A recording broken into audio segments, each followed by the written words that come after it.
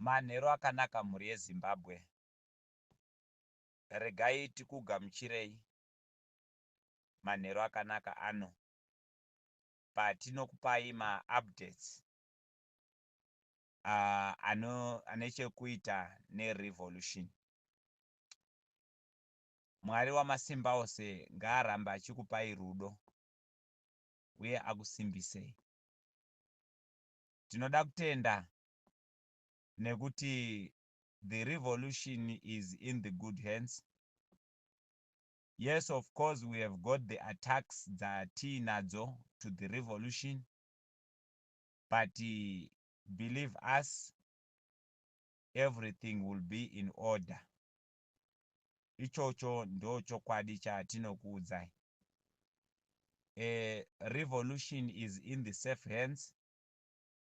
Ma-problems atakasangana nawo ndeyekuti there is much effort to hijack the revolution. But believe us, everything will be okay. We are not going to allow the partisan spirit of people who want to fight for their leaders hijacking the relevance from the desperates of people. Hatisiri kuzobvumira vanhu kuti vabvute chinangwa cherevolution vachiise muvatungamiriri wavanoda. Takataura kuti prophecy of this revolution yakataura kuti iyo ichasimba nokubatana kwevanhu. Asi mutungamiriri chaiye achauya achizojoina vanhu. Hakuna anotenderwa kutora vanhu achivaisa kumutungamiriri. Asi mutungamiriri achafemerwa nechiprofita cherevolution ndiye achabva kwaari achizouya kujoina vanhu. Zvinhu izvozvo zvinoitwa nemhepo yerevolution. Saka aiwa, musatya vana veZimbabwe. The revolution is in the safe hands. Tiri kuzviziva zvatakatarisana nazvo. Asi mhepo yacho kana ichinge yabata, inoisa vatengesi kurutivi, yoisa vakatarisana nerevolution nemweya wekusunungura nyika kurutivi. Zvese zvinoitika zvinongoitika nenzira inofanirwa kuitika nayo. Saka tinoti pamberi nevari kubata revolution nemweya wokutendeka, pasi nevatengesi, pasi nezvigananda. So tinoda kutenda vakomana vemichovha, the transport sector yedu. Tinotenda nekuti kubatirana kwenyu kuri kutiratidza zvinoshamisa. Tanzwa kuti manzwa nekumanyiswa mutown nevakomana vakapfeka mablack suit. Iye akauya nesystem yekuti mupurisa chero asina kupfeka uniform anotanga kumanyisa chaanenge ainacho ibhuku rekunyora matickets. Ndiye akatanga nematambudziko ese. Mupurisa ngaapinde muuniform ave nename badge timuzive kuti ndiye ani. Vakomana vari kusecurity sector siyanai netorai mari United. This is the high time yamunofanirwa kuratidza kuti are you for the people or you are against the people. Munofanirwa kutiratidza kuti muri kurutivi rwevanhu here kana kuti muri kurutivi rwezvigananda. Nekuda kwekuti muri kuita vavengi vevanhu zuva nezuva. Ma-uncommissioned roadblocks amuri kuita siyanai nawo. Nyaya dzekuti kana mukange matadza kuwirirana nemunhu munomuchaja mari dzekupenga nekuda kwekuti munoda kuti munhu iye arwadziwe, siyanai nadzo. Nyaya dzekutsvaga mashocks dzamakuita idzi, dzekuti matova mainspector edzimotokari nenzira dzisina kururama, siyanai nadzo. Simba revanhu harina kumira zvakanaka. tenderai vana veZimbabwe vaacte in line with the constitution of Zimbabwe. Musi wa25 izuva ravakazvisarudzira ivo pachavo, nekuti utungamiriri hwerevolution does not dictate to the people of Zimbabwe, but it gives a free lance for this free choice. Naizvozvo tinorespekta utungamiriri hwevakomana vemichovha. Mataura kuti no, tinenge takapaka mota dzedu musi wa25. Manje tiri kuona vakomana vekanzuru nevakomana vemapurisa maakudzikisirwa kunze. Hazvina kushata because vari kukubatsirai. Magara mutauni muchange muri empty. Taona kuti mavhenda vataurawo kuti vachakubatsirai pamberi nerevolution, macomrades. Ngazviende mberi. Hakuna anopwanya zvinhu, hakuna anopisa matai. Asi mese you are going to be in your discipline. Aso resistance ikauya kukutsvagai kwamunenge muri sekutaurirana kwamakaita. Aiwa ipapo nemiwo muri vanhu. Onai zvamunogona kuita. Nhasi date ndi 23, mangwana ndi 24. Already matotanga kurambidzwa kupinda mutauni. Siyanai navo vari kukupai matikets avo. Matikets iwayo taloka, hakuna munhu anofanirwa kupuwa tiketi. Asi teedzeraiwo mutemo. Anokupai tiketi ramusinganzwisise, endai munoisa kuofisi kwameya. Endai kucity council munokanda ikoko matikets iwayo. Tozotangira ipapo. Ndo inonzi revolution yacho. Ropa rinodeuka muhondo harisungirwa munhu. Asi imi regedzai kudeura ropa. Endai munogara kunzvimbo dzatakataurirana, dzamunonzwisisa kuti ndo dziri safe kwamuri. Tazviona zvamuri kuitirwa ikoko. Tichatraya kuengeja utungamiriri kuti maroadblocks ese ari kuitwa Torai Mari United. Tichashandisa mahidden cameras. Now we want to show ZANU-PF neutungamiriri hwayo kuti technology is more than propaganda, and we are going to make sure kuti we force them. Vapei mari hunzai maV11. Izvozvo ndo zvatatenderana macomrades. Saka tinokutendai.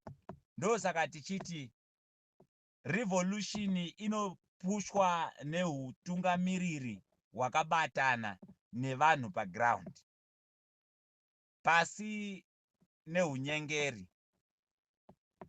Tiri kuona kuti vakomana vari kumaini tichine kachallenge bichana, asi zvinhu zvinofamba zvakanaka. Vari kuti revolution haiko vari kuzvinyebera. Ndo zvinhu zvatoda kuudzai.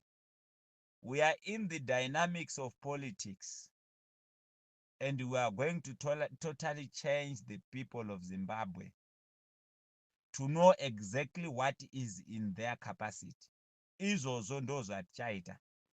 Saka aiwa, tinokutendai macomrades. Pamberi nekubatana, pamberi nerevolution. Vari kubatana muchiteerera mamessages nesignal. Endererai mberi. Signal number 1, unite the people. Signal number 2, educate one another. Signal number 3, iri kubata nyaya yekudefenda maresources nekudefenda upfumi hwenyika kuti tichengetedze ramangwana. Ndo zvatiri kuita izvozvo. We are the Zimbabweans, and we love being Zimbabweans. So coordination is very important. Tinoda kukutendai nezvese zviri kuitika. Tinotaura mamessages amusinganzwe, asi moenderera mberi muchiti ataka. Right. muvengi mukuru kuZimbabwe is the system in place. Muvengi wechipiri is the defender of that system. Ndo patiri kuisa vana president ipapo, ndo patiri kuisawo ma MPs ipapo, ndo patiri kuisa ma senators ipapo, ndo patiri kuisa ma ministers ipapo. All of these people are the workers of that system to defend the system. System ndo ino influenza kugadzira ma policies. Mamwe ma policies acho anenge asitombori nei navo. Ndo saka muchiona kuti munyika yakafanana nenyika iri muAfrica hataigona kuti tibvume kuti muite chingochani. But chingochani chiri kutenderwa muAfrica nekuda kwekuti system iyoyo iri kukontrola maleaders edu. Ndo system inokonzera kuti chero tiine lithium hatisi kukwanisa kuti tichengedzere vari kuuya kuzotora lithium muno vauye vazogadzirira mabatteries avo munyika yavari kutora lithium. Uranium tinoigadzira muno, tinoichera muno muAfrica, but tikada kutora izvezvi uranium iyoyo kuti tigadzire pfuti tinosungwa nemutemo. Ndo saka tichiti maleaders edu varanda kusystem. Tinogona kuvachinja tikaita everything, but as long we put a face of a new person to the old system, same character is gonna rule us. Ndo saka makaona takachema after 2017 because we didn't attack the system. Saka pamberi nema comrades vari kunzwisisa zvatiri kutaura, we are not going to defend power, we are going to defend the future. We are going to influence the system, and to attack the system we need the military power. Ndo saka tichiti hakuna revolution inobudirira muZimbabwe kana pasina the intervention of the military.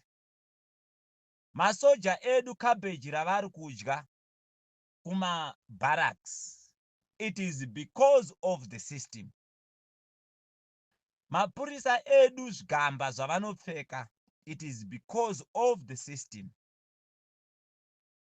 Maticha edu mari dzavari kuhora dzema-peanuts, it is because of the system.